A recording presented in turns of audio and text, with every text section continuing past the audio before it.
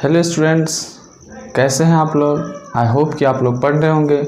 तो अभी तक आप लोग को जो भी ट्रायंगल में पढ़ाए हैं वो अच्छे से आपको समझ में आ गया होगा और एक्सरसाइज भी आप लोग अच्छे से लगा लिए होंगे। ठीक है, वीडियो स्टार्ट करने से पहले अगर आप इस चैनल को सब्सक्राइब नहीं किए हैं तो इस चैनल को सब्सक्राइब कर लें, और वीडियो देखने के बाद वीडियो अच्छा लगे या फिर आपको सही से समझ में आ जाए तो आप इस वीडियो को लाइक ज़रूर कर दें। तो हम ट्रायंगल के थ्योरी पार्ट को आज हम ख़त्म करने वाले हैं। दैट मीन्स ये लास्ट लेक्चर होगा थ्योरी पार्ट का ट्रायंगल का। उसके बाद सिर्फ एक एक्सरसाइज बचेंगे 7.4, उसे ख़त्म कर देंगे तो आपका ट्रायंगल भी ख़त्म हो जाएगा। फर्दर फिर हम नेक्स्ट चैप्टर पे चलेंगे। ठीक है, तो बात रहा कि हम पढ़ा रहे हैं तो आप लोग को भी पढ़ना पड़ेगा, तभी कुछ जाके रिजल्ट आएगा। दैट मीन्स हम पढ़ाए जा रहे हैं, आप नहीं पढ़ रहे हो तो कोई फ़ायदा नहीं है। ना ही आपके हमें वीडियो बनाने में फ़ायदा है और ना ही आपको पढ़ने में फ़ायदा होगा, क्योंकि अगर हम कुछ कर रहे हैं तो आपको भी साथ देना पड़ेगा, तभी जाके कुछ एक नेट रिजल्ट निकल पाएगा। ठीक है, तो इनइक्वालिटीज़ का मतलब हम पढ़ते हैं ट्रायंगल में किस तरह से होता है। पहले तो इनइक्वालिटीज़ होता है क्या, जैसे कि हम कंपेयर करते हैं ना, उसी साइन को बोलते हैं। जैसे कि ये वाला होता है, ये इनइक्वालिटी का साइन होता है। दैट मीन्स एक तरफ एक बड़ा नंबर होता है, एक तरफ छोटा नंबर, चाहे वो लेंथ में या डिजिट कुछ में भी हो सकता है। जैसे कि हम छोटा छोटा चीज़ें समझना शुरू करते हैं। फॉर एग्जांपल से ये जैसे कि कोई एक लेंथ है ए बी, एक लाइन सेगमेंट है और एक मान लो सी डी लाइन सेगमेंट है। तो आपको देखने में लग रहा है कि ए बी जो है वो सी डी से छोटा है। दैट मीन्स इनइक्वालिटी में हम इसको कैसे लिखेंगे, A B is less than C D, या फिर C D is greater than A B, लिख सकते हैं ना। ऐसे अगर एंगल में हो तो कैसे लिखेंगे,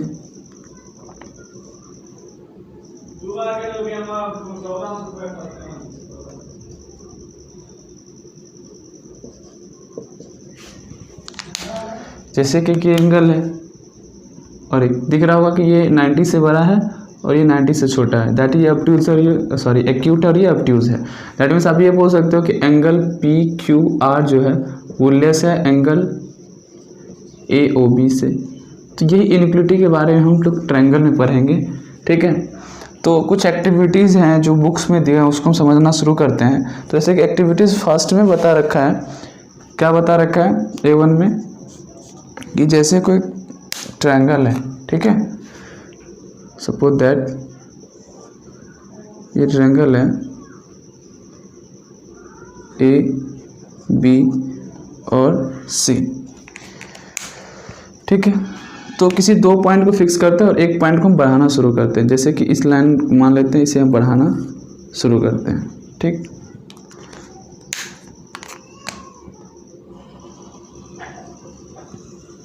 ठीक, अब इस साइड को हम मेजर करना शुरू करते हैं। तो इस साइड का एंगल ये हो, इस साइड का एंगल ये होगा। अगर मान लो इस साइड को हम थोड़ा बढ़ा दिए, यहाँ पे ए डैश पे ला दिए, तो नया ट्रायंगल कौन सा हो जाएगा, नया ट्रायंगल हो जाएगा आपका ये वाला। तो आप देख रहे होंगे एंगल भी क्या हुआ, बढ़ा। मान लो कि हम यहाँ पे A2 ले लेते हैं, तो नया ट्रायंगल कौन सा हो जाएगा, ये दिख रहा है एंगल बढ़ रहा है। मान लो A3 ले लेते हैं, क्या हुआ, फिर से एंगल बढ़ गया। दैट मीन्स अगर हम साइड बढ़ाते हैं, ठीक है, तो उसके सामने वाला एंगल भी बढ़ता है। ठीक है, अगर मान लो ये साइड बढ़ाते तो एंगल ये बढ़ता, ये साइड बढ़ा रहे हैं तो एंगल ये बढ़ रहा है। यानी कि अगर हम यहाँ पे ये लिख सकते हो, क्या लिख सकते हो कि AC is A dash C, A dash is greater AC। ठीक है, ये A और A डैश C जो था वो AC से ग्रेटर था, तो A डैश C का एंगल जो पहले A डैश C का जो एंगल बनेगा, इस साइड का जो एंगल बनेगा कौन सा होगा, A dash BC, A dash BC। ठीक है, एंगल A डैश BC ये भी ग्रेटर होगा एंगल ABC से। यानी कि अगर कहने का मतलब ये है कि अगर आप साइड बढ़ाते जा रहे हो तो उसके सामने वाला एंगल भी बढ़ेगा। जैसे कि स्केलेन ट्रायंगल जो होता है उसमें जो बिगेस्ट साइड होता है, ठीक है, स्केलेन ट्रायंगल में आप देखते हो ये तीनों साइड क्या होता है, अनइक्वल होता है, और सबसे बिगेस्ट साइड जो होता है उसके सामने वाला एंगल भी होता है वो सबसे बड़ा होता है as respect both rest angle. ठीक, जैसे कि ABCD है, ए बी सी, जैसे कि ए सी मान लो कि सबसे बड़ा है, ए बी से भी बड़ा है और बी सी से भी बड़ा है, तो हम इस एक्टिविटी से बोल सकते हैं साइड अगर ये बड़ा है तो एंगल बी जो होगा वो बड़ा होगा एंगल ए से भी और एंगल सी से भी। हम ए सी में रिलेशन नहीं बता रहे हैं, सिर्फ हम यहाँ इस एक्टिविटी से ये बता रहे हैं कि अगर जो साइड बड़ा होगा उसके सामने वाला एंगल भी बड़ा होगा, जो हम यहाँ पे आपको प्रूफ कर दिए हैं। जैसे कि आप देख रहे हो साइड हम बढ़ाते जा रहे हैं तो एंगल भी क्या कर रहा है, बढ़ रहा है। ठीक है, तो इसे आप राइट डाउन करें, फिर इससे रिलेटेड थ्योरम है उसे देखते हैं। ठीक, अब थ्योरम 7.6 क्या कहता है वो देखना है। कहता है कि if two side of triangle are unequal. ठीक है,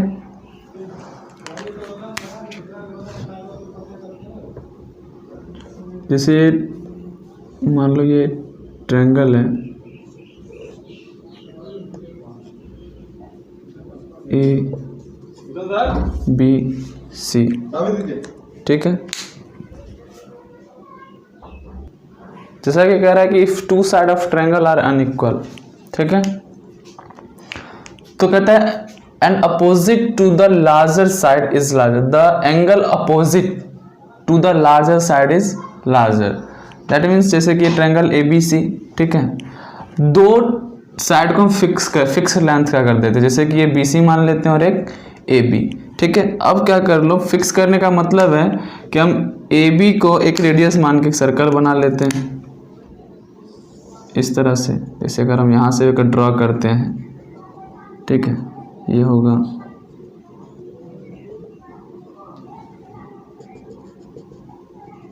ठीक है, इस तरह से होगा ना। इसको फिर ज्वाइन कर दो, ट्रायंगल बन जाएगा सी से, ओ सॉरी, देख रहे हो ए बी सी उतना ही है और ए बी उतना ही है। ए बी सी ट्रायंगल में भी इसको मान लो टी पी क्यू इस तरह से, जैसे कि ठीक। दो क्या कह रहा है, if two side of triangle are unequal. ठीक है, तो हर एक ट्रायंगल में दो साइड, जैसे कि ए बी सी में बी सी और ए बी। अब इसी ए बी को रेडियस मान के एक सर्कल ड्रॉ कर लिए तो ये लेंथ भी सेम ही होगा ना, ये सारा लेंथ, और बी सी सब में है। ठीक, तो कहता है जो लार्जर साइड होगा, तो लार्जर साइड आपको दिख रहा है कौन होगा, A C, T C, P C, Q C. तो इसके सामने वाला एंगल विच जो होगा वो भी लार्जर होगा। That means A B C के लिए ये एंगल, टी सी क्यू के लिए ये एंगल, टी बी सी के लिए, पी बी सी के लिए ये एंगल, क्यू बी सी के लिए ये एंगल, ये क्या होगा, अपने अपने ट्रायंगल में लार्जर होगा। कहने का मतलब है लेट मान लिए क्या, ए सी इन ट्रायंगल ए बी सी, ए सी जो है वो ग्रेटर है ए बी से और बी सी से। इसके हिसाब से हम क्या लिख सकते हैं, एंगल ए बी सी, क्योंकि साइड बड़ा है तो उसके सामने वाला एंगल क्या होगा, बड़ा होगा। ठीक है, किससे, angle A C B and angle B A C. ठीक है, तो ये तो हो गया। अब हम बार बार सब ट्रायंगल का नहीं लिखेंगे, बस अब इस एक ट्रायंगल क्यू बी सी और पी बी सी और टी बी सी और ए बी सी, सब में से सबसे बड़ा एंगल कौन सा होगा, ये। यानी कि हम दैट इज यहाँ लिख सकते हैं कि angle Q B C is greater angle P B C is greater angle T B C is greater angle A B सी।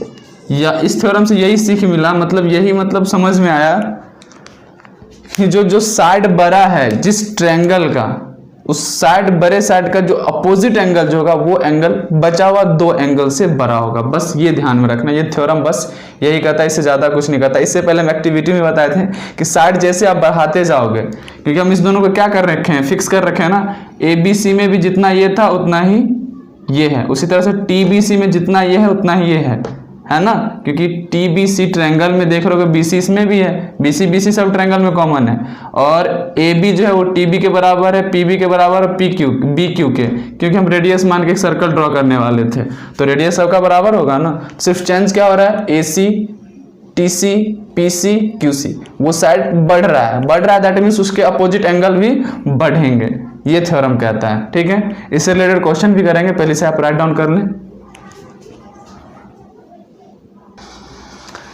ये थ्योरी पार्ट्स का लास्ट थ्योरम ही समझ लो आप। थ्योरम 7.7 क्या कहता है, इन एनी ट्रायंगल, जैसे कोई भी ट्रायंगल है, ठीक है, ए बी सी, कह रहा है कि the side opposite to the longer angle is longer. अगर मान लो इसमें कह दिया जाए कि बी जो है सबसे बड़ा है, यानी एंगल बी जो है वो ग्रेटर है ए, एंगल ए और एंगल सी से, तो इसके सामने वाला जो साइड भी होगा, जैसे कि ए सी जो होगा, ये भी बड़ा होगा किससे, बी सी से और ए बी से, ठीक है। इस तरह से कोई भी ट्रायंगल में, बस ये एक तरह से ना कि अपोजिट थ्योरम किसका है, 7.6 का, उसमें क्या कह रहा था कि लॉन्गर साइड है तो उसके सामने वाला एंगल भी लॉन्गर होगा। इसमें कह रहा है कि अगर एंगल लॉन्गर है तो साइड भी आप लॉन्गर लिख सकते हो। और 7.8 जो थ्योरम है इसी बेसिस पे ट्रायंगल ड्रॉ किया जाता है, ठीक है। कहता है क्या कि द सम ऑफ, यानी कोई भी ट्रायंगल है, जैसे कि ए बी सी, ये ए, ये बी और ये सी, ठीक है। तो ये ए स्मॉल बी स्मॉल सी क्या साइड है, हम बार बार ए बी बी सी ए सी नहीं लिखेंगे। तो कहता है the sum of any two side of a triangle, जैसे कि साइड क्या है, साइड ए है, बी है और सी है। कहता है जब आप दो साइड का सम करते हो ना, वो तीसरे से बड़ा होना चाहिए, ये थ्योरम कहता है। यानी कि ए प्लस बी करते हो तो ग्रेटर देन सी, बी प्लस सी करते हो तो ग्रेटर देन ए, और C प्लस ए करते हो तो ग्रेटर देन बी। जब ये तीनों फुलफिल होगा तभी आप एक ट्रायंगल ड्रॉ कर पाओगे, ठीक है। यानी कोई भी अगर आपको साइड दिया हुआ है, फॉर एग्जांपल कहेगा कि चेक करने के लिए क्या इस साइड का ट्रायंगल पॉसिबल है, तो आपको ये तीनों कंडीशन फुलफिल करना होगा। जैसे कि दो क्वेश्चन लेते हैं, ठीक है, एक 3 4 5 वाला और एक 1 2 4 वाला, ठीक है। तो बारी बारी से दोनों को सॉल्व करते हैं। ये ए मान लो, ये बी मान लो, ये सी मान लो, दैट मीन्स 3 + 4 ग्रेटर देन 5 होगा ना। इसको सॉल्व करेंगे क्या हो जाएगा, 7 ग्रेटर देन 5। उसी तरह से 4 + 5 greater than 3, that is 9 greater than 3, अभी तक सही है। फिर 5 + 3 ग्रेटर देन 4, यानी 8 ग्रेटर देन 4, यानी कि तीनों कंडीशन फुलफिल है, दैट मीन्स इसका ट्रायंगल पॉसिबल है। साइड 3 4 और 5 यूनिट का जो ट्रायंगल है वो पॉसिबल है। तो सेकंड में देख लो, 1 + 2 ग्रेटर देन 4, फिर कह रहा है 2 + 4 ग्रेटर देन 1, उसके बाद 1 + 4 ग्रेटर देन 2। देखो 1 + 4 ग्रेटर देन 2 यानी 5 ग्रेटर देन 2, ये तो ठीक है। 2 + 4 greater than 1, 2 + 4 that is 6 greater than, ये भी ठीक है, बट ये ठीक नहीं है ना, 1 + 2 ग्रेटर देन 4, 3 कभी भी 4 से बड़ा नहीं हो सकता है, ये वॉलेट कर दिया। दैट मीन्स अगर एक भी कंडीशन अवॉइड कर रहा है कि नहीं, तो आप कह सकते हो कि 1 2 4 यूनिट का जो भी ट्रायंगल बनेगा वो पॉसिबल नहीं है, ठीक है। तो ये थ्योरम यही कहता है कि कोई भी ट्रायंगल हो, आप दो साइड का सम तीसरे से बड़ा लिख सकते हो, तभी ये ट्रायंगल पॉसिबल है कि वो ड्रॉ हुआ होगा या फिर आप ड्रॉ कर सकते हो। ये थ्योरम 7.8 कहता है, ठीक है। तो अब देखते हैं इससे रिलेटेड क्वेश्चन, पहले आप इसे राइट डाउन कर लें।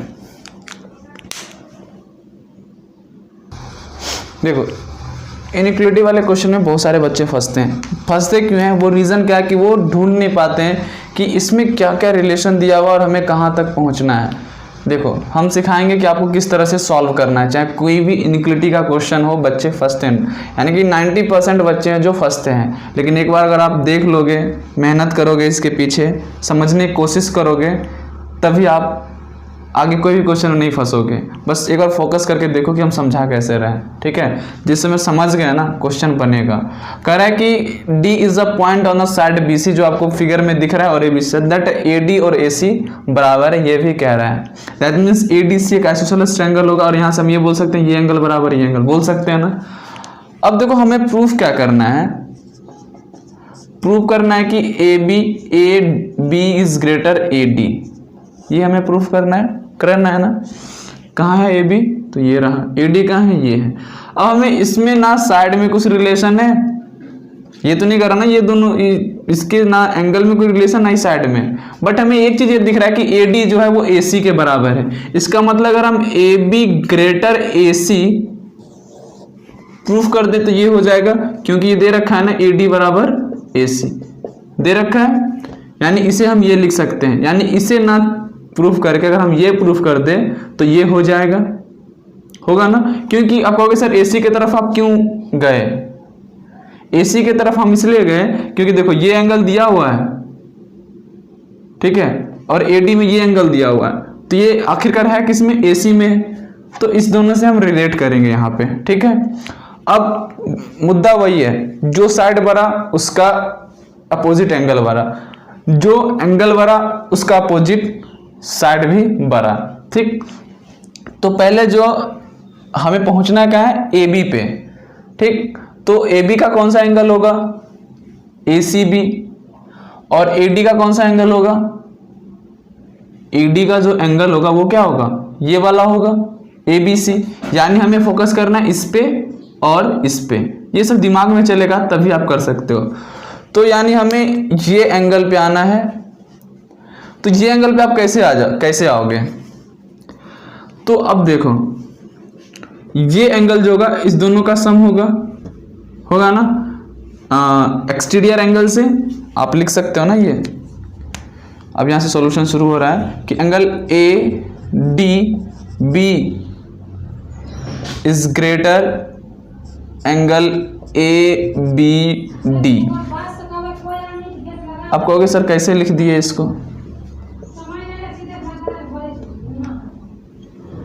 तो आप चेक करो, एक्सटीरियर एंगल जो होता है वो अपोजिट इंटीरियर का अपोजिट एंगल का सम होता है। यानी ये जो एंगल है इस दोनों का सम करोगे तभी आएगा। इसका मतलब ये इससे बड़ा होगा ना, अगर मान लो ये 4 है ये 5 है तो ये तो 9 आया होगा। फॉर एग्जांपल अगर मान लो ये 30 है और ये 60 है तो ये 90 आएगा। इसका मतलब इससे ही बड़ा है और इससे भी बड़ा है, क्योंकि ये एंगल क्या होगा, इस दोनों का सम होता है। तो उससे हम ये लिख सकते हैं कि angle ADB is greater angle ABD, लिख सकते हैं एक्सटीरियर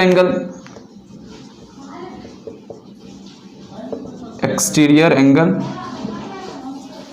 अब आप देख लो इस एंगल का कुछ तो हम लिख दिए यहाँ पे, अब हमें आना है यहाँ पे, तो एंगल ADB यानी ये जो एंगल है वो एंगल दोनों बराबर होगा, आइसोसेलेस ट्रायंगल हमें दिख रहा है। तो हम यहाँ से लिख सकते हैं एंगल ADB को रिप्लेस कर दो ACD, लिख सकते हैं ग्रेटर ABD, आइसोसेलेस। चलो ठीक, अब ACD अब ACD की जगह पे ACB लिख सकते हैं, क्योंकि ये इस ट्रायंगल के लिए जो ये एंगल लगा वही इस ट्रायंगल के लिए भी तो होगा, ठीक है। तो हम यहाँ रिप्लेस करते हैं एंगल ACB से, और ABD को हम ABC से रिप्लेस कर देते हैं, एंगल ABC। अब देखो ACB का सामने वाला साइड, क्योंकि हमें इसी दोनों एंगल पे आना था ना, ठीक है। उसके बाद यहाँ से हम फिर यहाँ चले जाएंगे। अब आप ये देख लो कि ACB का सामने वाला साइड ACB कौन सा, AB। ACB का अपोजिट साइड कौन सा है, AB। तो यहाँ पे लिख दोगे AB ग्रेटर ABC, उसके सामने वाला अपोजिट साइड AC, ठीक है। और हमें पता है कि AC बराबर क्या है, AD, गिवन है ना, पहले दे रखा है AC बराबर AD। तो आप यहां से लिख सकते हो AB इज ग्रेटर AD, ठीक। तो इस तरह से प्रूफ करोगे। करना कुछ नहीं है, आपको एंगल ढूंढना है और उसके साइड को देखना है, ठीक है। इसे समझिए, ठीक। इसे आप पहले राइट डाउन करें, और आपका थ्योरी पार्ट जो है ट्रायंगल का यही ख़त्म होता है। कल फिर इसका 7.4 का आपको सॉल्यूशन वीडियो मिल जाएगा विद एक्सप्लेनेशन। और रिक्वेस्ट है कि आप लोग एक्सरसाइज 7.4 करके रखेंगे, ठीक है। तो आज का क्लास यहीं रखते हैं। वीडियो देखने के लिए बहुत बहुत धन्यवाद।